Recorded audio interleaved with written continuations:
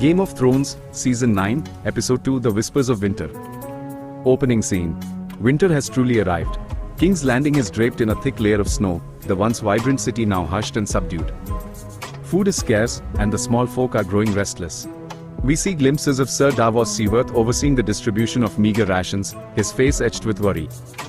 Inside the Red Keep, Sansa Stark, now Queen Consort, stands by a window, gazing out at the city. Jon Snow, King, enters, his expression grim. Jon, the reports from the north are troubling.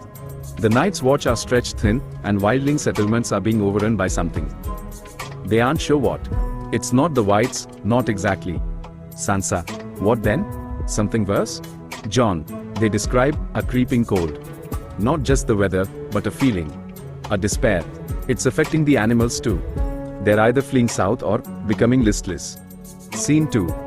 We cut to Bran Stark at Winterfell. He's watching, attempting to see beyond the wall. He's met with a wall of white, not ice, but something blinding. He pulls back, gasping. Bran, I can't see. There's nothing. Just cold. And whispers. Mira Reed, whispers? What do they say? Bran, I don't understand them.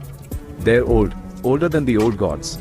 They speak of a coming darkness, one that will consume even the memory of fire. Scene 3.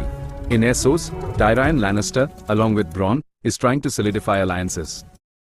Daenerys' death has left a power vacuum, and various factions are vying for control. Tyrion is trying to secure grain shipments for Westeros, knowing the coming winter will be devastating. He encounters a mysterious priestess who speaks of a prophecy. When the White Wolf howls at the dying sun, the whispers of winter shall rise, and the realm shall be consumed by the long night eternal. Tyrion, the White Wolf? You mean Jon? Priestess, he is but a herald. The true darkness lies beyond, waiting for its time. Scene 4. Back in King's Landing, tensions rise. A small riot breaks out in the city over food. Davos tries to quell the unrest, but his words fall on deaf ears. Sansa urges Jon to use force, but he hesitates. He remembers Daenerys' descent. Sansa, you must be strong, Jon. These people need a leader. Jon, I know. But I fear we are facing something far greater than any human enemy. Scene 5. We return to the north.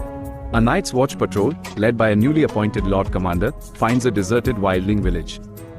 The huts are empty, the fire's cold. But there are no bodies. Just a pervasive sense of dread. Suddenly, the wind picks up, and the whispers begin. The Rangers look at each other, fear in their eyes. From the shadows of the trees, shapes begin to emerge. Not whites, but something gaunt and skeletal, with eyes that glow an unnatural blue.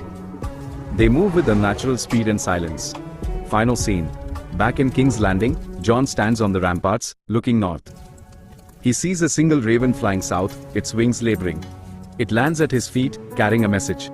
He reads it, his face paling. It's from the Night's Watch. One word, flee.